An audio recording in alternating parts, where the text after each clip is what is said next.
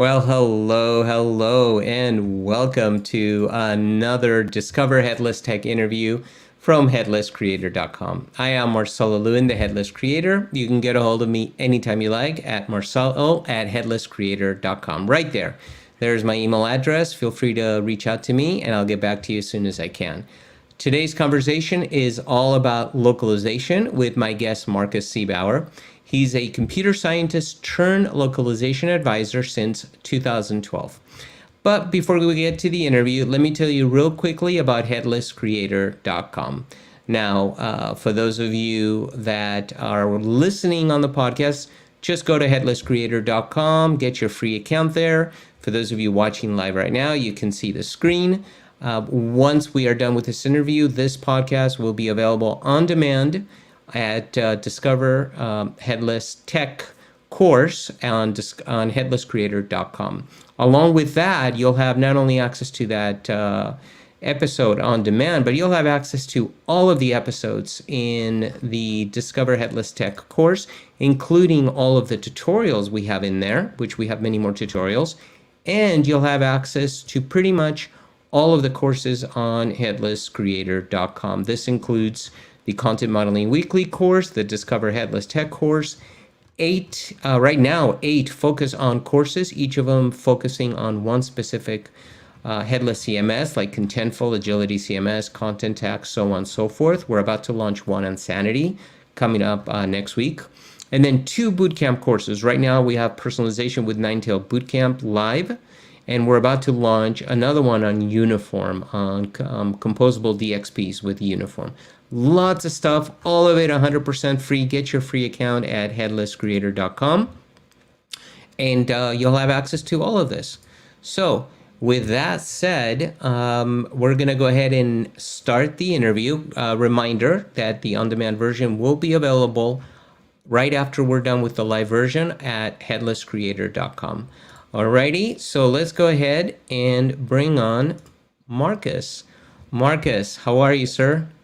Hey, Marcelo, I'm doing very well. How are you? I'm doing great. Welcome to the podcast. Thank you for joining me. I appreciate it. Thank you for having me. Now, you are in Singapore, correct? Yes, we are based in Singapore. Yeah, so let's see. Right now it's about 4 o'clock in the afternoon here. I think it's 16 hours ahead? You're way in the future, aren't you? Yes, it's often useful for me. It's 8 in the morning here. 8 in the morning, so it's early over there. You're just starting your day. We're ending it here. So I have actually a client, a firm over there, agency, that I do work for as well, that I help in content modeling, also in Singapore. So one day I hope to visit Singapore. Yes, I think there's so many opportunities in Asia. Oh, yeah, definitely, especially with headless, right? Right, yeah. Yeah, definitely. So real quick, I said at the beginning that you're a computer scientist turned localization expert. So give us a little bit about your background. How did you get into computers, and how did you get into specifically localization? Like, what attracted you to that? Yes, so I'm from Germany, and I was a typical nerd. So it was the easy way to study computer science, and it was a lot more technical. It's a very academic education in Germany, in Munich, where I studied. And I always had some interest in language. I grew up in a state in Germany near France. So my first foreign language was French and not English. And when I was studying, at some point, I did an internship in Asia. So that's how I started the connection with Asia. And I was working in an Indian software company on as a software development. And then I realized they need my help with languages a lot more than with software. So that's how I got into that localization. And now I have been running gateway translations for a whole decade. How many languages do you speak? I speak 4 languages. So obviously English, German, French, and what's Spanish. And Spanish, okay. Now it's very rusty, but entonces no hablamos en español ahora. And Un poco let's not speak difícil. un poquito. Okay, that's good. That's fine. I just did an interview, 100% Spanish with somebody from Argentina, which is where I'm originally from. But Right. Yeah. okay, so let's jump in. Actually, real quick, we were going to jump into localization, but you mentioned Gateway Translations. That's your company basically. And real Right. quick, give us a 30-second. What do you do? So we help companies to do international expansion and localization into 45 languages with a strong focus on headless CMS, website localization, and software. Okay, cool. And they can go to gatewaytranslations.com, I guess. It's gatewaytranslations.net, so people. .net, perfect. And we'll put it in the show notes as well, so people can go visit Perfect. there. Yeah. But for those listening, gatewaytranslations.net. Perfect. Okay, so let's jump in. Let's talk about localization. What is localization, and how is that different, if it is, from internationalization? Maybe you can expand on that. So yeah, let's first maybe start a little bit about the difference between translation and localization, since not everyone might be Right. familiar with that. Translation is to translate word by word, and let's say for GitHub, we localized their website and documentation, and then there's some US specific things, and they cannot just be translated related to taxes or related to very specific aspects of the US system. So these need to be adapted to local markets, be it for Japan, be it for Germany. And that goes much beyond translation, and clients often have to be involved in that. And internationalization goes even further beyond localization. Let's say a company like LinkedIn, they were struggling in Germany because there was a strong local competitor.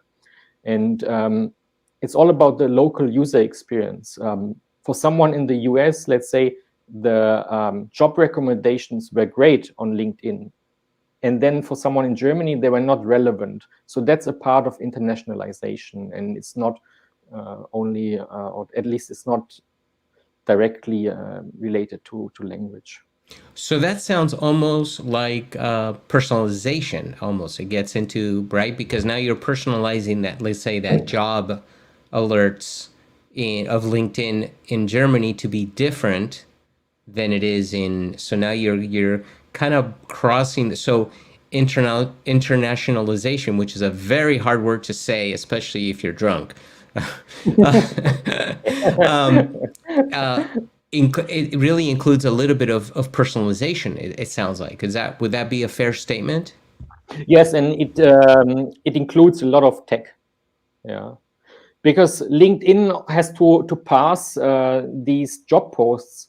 They have the technology and the natural language processing. Maybe they use some other external technologies, and that is for English language. But you need to pass these job posts to understand what they mean, so they can classify them. And that's part of internationalization, and it covers so many other aspects. Well, and this also brings up my next question, which is, and by the way, for those of you watching live, if you have any questions, put them in the comments and I'll ask Marcus. But that brings up context, right? And depending on words, when you put context around those words, the meaning can change. So how important is context in terms of localization, and what are some tips around that?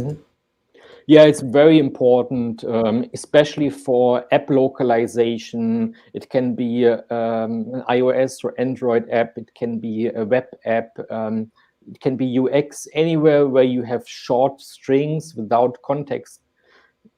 As a client, as a company, you are so used to seeing that content, you know what it means.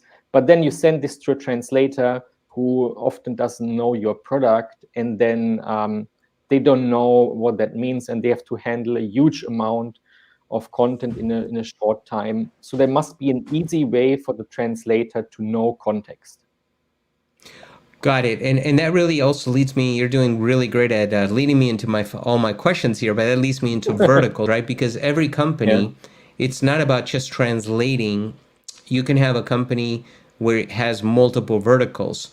So for example, you may have the word client, but in a vertical, in another vertical, that word, instead of being client, now it's customer, because that's what All they right. used. Yeah. So we're talking about verticals now. So Mhm. localization takes that into account too, is translating it not only by the word client, let's say into Spanish, but also for this vertical, it's not really client, it's customer, right? Because that's what they go by, let's say. That's just as an example. So Yes, that how does translators and localization take into account verticals? Because you mentioned that. I mean, it's really important, this distinction between client and customer. We've seen it many times, and from a branding perspective, and speaking as a consistent brand voice, that's a common word that is included in glossaries, and clients value that. Typically, terminology is very specific to verticals. Let's say you have a fintech or you have a medical app, you need very different translators. And both should know about software localization. And at the same time, they should know about finance, or in the case of the medical app, about medical medical things. And it's very different if it's like a dental app, or if it's a general health app. So it really depends how specific is the terminology, how hard is it to understand the context, if you just look at the strings of the app. Mm-hmm. Mm-hmm. Well, and it gets more complicated, right? Because, for example, slang is Mhm. something that you need to, when you're translating, you need to take into consideration, because a word that you translate in a certain language may actually be a slang word, or it may, like, I know that happened with in Argentina. Actually, it happened with a car company, which I'm not going to name, Mhm. and I'm not going to name the make of the car, because the make of the car here in the US was Mhm. okay. In Argentina, that make brand was actually a very bad word.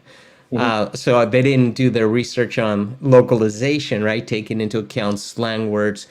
How Mhm. important is that when a business decides to translate and go international, to truly understand all of those, the local speak, right? The slang.